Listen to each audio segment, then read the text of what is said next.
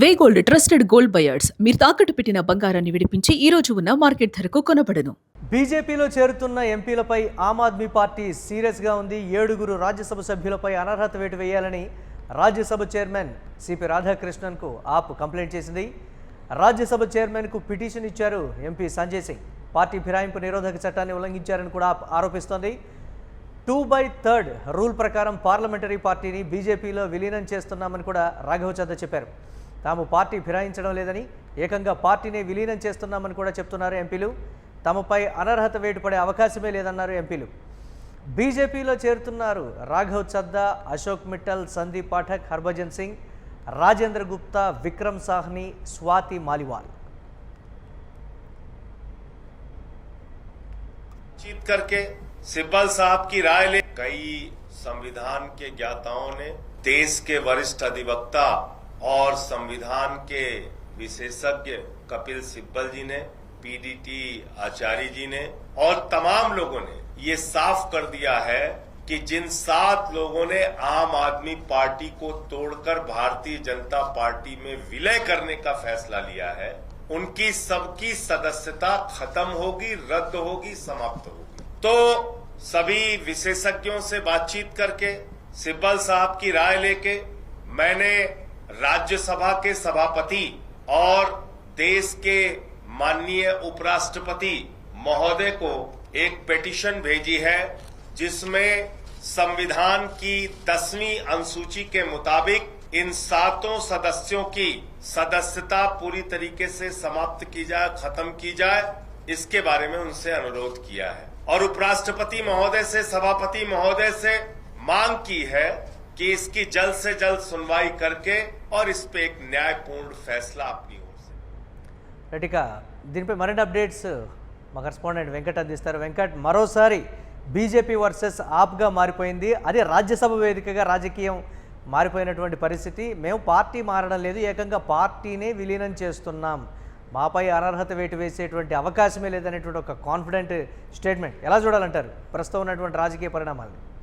రాజకీయ పరిణామాల మధ్య అంటే ఇప్పుడు మీరు అన్నట్లుగా రాజకీయ పరిణామం అంటే ఈ మధ్య కాలంలో మనం చూస్తున్నటువంటి రాజకీయాల్లో ఈ నైతిక విలువలు కానీ, లేదంటే ఒక పార్టీలో అవకాశం వచ్చినప్పుడు వేరే పార్టీలో చేరకుండా ఉండటం కానీ, ఇవన్నీ కూడా లేవు. ఆ నైతిక విలువలు అనేది రాజకీయాలు ఎప్పుడో చచ్చిపోయినాయి అనడానికి చాలా ఉదాహరణలు ఉన్నాయి. అందులో భాగంగా ఇది కూడా అయితే ఇప్పుడు ఇటీవల జరుగుతున్నటువంటి వాటికి కొనసాగింపు కానీ ఇది కూడా జరిగింది కాబట్టి మనం పెద్దగా దీని గురించి ఆశ్చర్యపోనవసరం లేదు. కానీ ఇక్కడ రాఘవ్ చద్దాతో పాటుగా మా మిగిలిన 6 అంటే అతనితో పాటుగా మొత్తం 7 బీజేపీలోకి చేరేటువంటి అంశానికి సంబంధించి మాత్రం కొంత రాజకీయంగా ఆసక్తి అయితే నెలకొంది. అంటే వాస్తవానికి రాఘవ్ చద్దాకు చాలా మంచి ఇమేజ్ వచ్చింది ఈ మధ్యకాలంలో. అతను మాట్లాడినటువంటి మాటలు కానీ, అంటే సున్నితమైనటువంటి అంశాల మీద, సామాన్యుడు ఇబ్బంది పడేటువంటి అంశాల మీద అతను పార్లమెంట్ లో మాట్లాడినటువంటి అంశాలపై చాలా వరకు కూడా ప్రజల్లో సానుకూలత వచ్చింది. ముఖ్యంగా ఏదైతే ఇప్పుడు పాలిటిక్స్ లో ట్రెండింగ్ గా మారుతున్నటువంటి జెన్జీ కిడ్స్ ఎవరైతే ఉన్నారో వీళ్లకు రాఘవ్ చద్దా దగ్గరయ్యారు. కానీ ఎప్పుడైతే ఆయన బీజేపీలో జాయిన్ అయ్యారో ఆ తర్వాత నుంచి కూడా పరిణామాలన్నీ కూడా వేగంగా మారినటువంటి పరిస్థితి.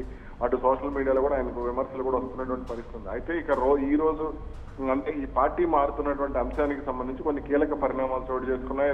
అంటే వీళ్ళు చాలా వ్యూహాత్మకంగా పార్టీ జెండా మార్చకుండా పార్టీని విలీనం చేస్తూ నిర్ణయం తీసుకున్నారు. ఇది వ్యూహాత్మకమైనటువంటి నిర్ణయంగా చెప్పుకోవచ్చు. ఎందుకంటే తమ మీద ఎటువంటి న్యాయపరమైనటువంటి ఇబ్బందులు కానీ, రాజ్యాంగ పరంగా కానీ, చట్టపరంగా ఎటువంటి ఇబ్బందులు రాకుండా ఉండేందుకు వాళ్ళు ఈ నిర్ణయం తీసుకున్నారనేది స్పష్టంగా అర్థమవుతుంది. అయితే తాజాగా కీలక పరిణామం చోటు చేసుకుని తమ పార్టీని వీడి ఇటీవలే బీజేపీలో చేరినటువంటి 7 రాజ్యసభ సభ్యులపై అనర్హత వేటు వేయాలంటూ కూడా Aam Aadmi party MP Sanjay Singh Rajya Sabha chairman, ఉపరాష్ట్రపతి సిపి రాధాకృష్ణన్ కు ఒక పిటిషన్ కూడా చేశారు. ఆ పిటిషన్ కూడా సమర్పించడం జరిగింది. ఈ సందర్భంగా విలేకరులతో మాట్లాడుతూ కూడా ఆయన కొన్ని కీలక వ్యాఖ్యలు చేసినటువంటి పరిస్థితి ఉంది. ఆ 7 ఎంపీల చర్య పార్టీ ఫిరాయింపు నిరోధక చట్ట నిబంధనలకు విరుద్ధం అంటూ కూడా ఆయన ప్రస్తావించడం జరిగింది. అదేవిధంగా అందుకే వారి సభ్యత్వాన్ని పార్టీ ఫిరాయింపు చట్టం కింద రద్దు చేయాలని కోరినట్లుగా కూడా చెప్పడం జరిగింది. రైట్, అంటే ఇప్పుడు ప్రస్తుతం ఉన్నటువంటి పరిణామాలను బట్టి చూస్తే ఆప్కి ఇది ఎంతవరకు డ్యామేజ్ చేస్తుంది అనేటువంటి మాట. ఇటు పంజాబ్లో, అటు ఢిల్లీలో ఎంతో కొంత ఉన్నటువంటి క్యాడర్ కూడా ఒకంత కన్ఫ్యూజన్లో పడేటువంటి పరిస్థితి, పార్టీ మారేటువంటి పరిస్థితి, దిగువ స్థాయి క్యాడర్ వరకు కూడా ఒకవేళ ఇది పాకితే మాత్రం పరిస్థితి ఏంటి అనేటువంటి ఒక క్వశ్చన్ మార్క్ ఆప్లో నెలకొంది కదా. సో ఆ భయంతోనే దాడులు లేకపోతే ఇతరత్ర అన్నీ కూడా ఆప్ కార్యకర్తలు చేస్తున్నారనేటువంటి విమర్శలు కూడా. ఈ కోణాన్ని ఎలా చూడాలంటారు వెంకట్మ? Yes. ఇక్కడ ఆమ్ ఆద్మీ పార్టీ గురించి మనం మాట్లాడుకుంటే ఆ పార్టీని బీజేపీ ఎప్పుడో ఆక్రమించేసింది అనేదైతే మనకు స్పష్టంగా అర్థమైంది. అంటే ఢిల్లీలో చోటు చేసుకున్నటువంటి పరిణామాలు కానీ, ఆ తర్వాత పంజాబ్ లో వాళ్ళు వేస్తున్నటువంటి అడుగులు కానీ, అంటే సిక్కు హిందూ ఎప్పుడైతే ఈ కాంబినేషన్ తో పంజాబ్ ఎన్నికలకు వెళ్ళాలి అనేది బీజేపీ ప్లానింగ్ గా కనపడుతోంది. కాబట్టి ఈ నేపథ్యంలోనే పంజాబ్ కు చెందినటువంటి కొంతమంది కీలక వ్యక్తుల్ని, అంటే 2024 నుంచే దీంట్లో అంటే దీని వెనక బ్యాక్గ్రౌండ్ లో మొత్తం కూడా కథ నడిపారు. ఆ తర్వాత మార్చి 12వ తారీఖున దీనికి సంబంధించి కీలక అడుగులు పడ్డాయి అనేది జాతీయ మీడియా కూడా ప్రస్తావించడం జరిగింది. అయితే ఇక్కడ ఆమ్ ఆద్మీ పార్టీ మానసికంగా దెబ్బతినకుండా ఉండేందుకు, అదేవిధంగా పంజాబ్ లో పార్టీ ఇబ్బంది పడకుండా చూసేందుకు కూడా కొంత అరవింద్ కేజ్రీవాల్ జాగ్రత్తగానే అడుగులు వేస్తున్నటువంటి పరిస్థితి ఉంది. కాకపోతే ఇక్కడ లిక్కర్ కేసు వ్యవహారం కానీ ఇవన్నీ కూడా అరవింద్ కేజ్రీవాల్ కు తలనొప్పిగా మారటం ఇవన్నీ కూడా జరుగుతూ వచ్చాయి. అయితే ఇట్లా రాజ్యసభ ఎంపీలు, పార్లమెంట్ లో ఆమ్ ఆద్మీ పార్టీకి 7 ఎంపీలు మారటం అంటే ఆ పార్టీ ఖచ్చితంగా వాళ్ళ కీలకమైనటువంటి బలం కోల్పోయినట్లు. అయితే వాళ్ళు కొంత అంటే ఈ పరిణామాన్ని గ్రహించే, అంటే ఇతను బీజేపీకి అనుకూలంగా వ్యవహరిస్తున్నాడు అనేటువంటి అంశాలను వాళ్ళు గుర్తించే కొంత రాజ్యసభ ఉపనేత పదవి నుంచి కూడా తప్పించడం జరిగింది. అయితే ఇప్పుడు మాత్రం అటు కేటర్ చేజారిపోకుండా ఉండేందుకు, పంజాబ్ లో దీని ఎఫెక్ట్ పడకుండా ఉండేందుకు కూడా ఆమ్ ఆద్మీ పార్టీ అధిష్టానం చాలా జాగ్రత్తగా నిర్ణయాలు తీసుకునేటువంటి ప్రయత్నం చేస్తోంది. Right, thanks for updates Venkat. ఇక ఏకంగా పార్టీనే విలీనం చేస్తున్నాం, మేము పార్టీ మారడం లేదు అని ఎంపీలు ఆ స్థాయిలో బాహటంగా స్టేట్మెంట్ ఇచ్చారంటే ఆ పరిస్థితి ఏమిటి? అంటే దిగువ స్థాయి క్యాడర్ కావచ్చు, లేకపోతే ఇతరత్ర అందరూ కూడా చేజారిపోతున్నారు అని ఆపు ఫీల్ అవుతోందా? దీనికి సంబంధించి నివేదికలు కానీ పార్టీ అంతర్గత సమావేశాల్లో కూడా ఇదే వెర్షన్ వినిపిస్తున్నటువంటి సిచ్యువేషన్. బీజేపీ ఆప్ని పర్టికులర్గా మొత్తంగా క్యాప్చర్ చేసిందనే చెప్పాలి. సీనియర్ నేతలు కావచ్చు, ఇతరత్ర నేతల్ని ఆకర్షించడంలో భారతీయ జనతా పార్టీ సక్సెస్ అయింది అనేటువంటి మాట బీజేపీలో చేరుతున్నటువంటి ఎంపీలపై.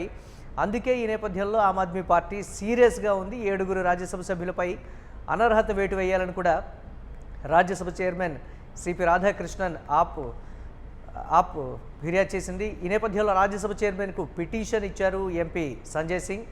అయితే ఎంపీలు మాత్రం మేము పార్టీ మారడం లేదు, ఏకంగా పార్టీని విలీనం చేస్తున్నామని చెప్పడంతో ఉన్నట్టుండి ఇమీడియట్గా రాజకీయ పరిణామాలన్నీ వేగంగా మారినటువంటి పరిస్థితి ఉంది.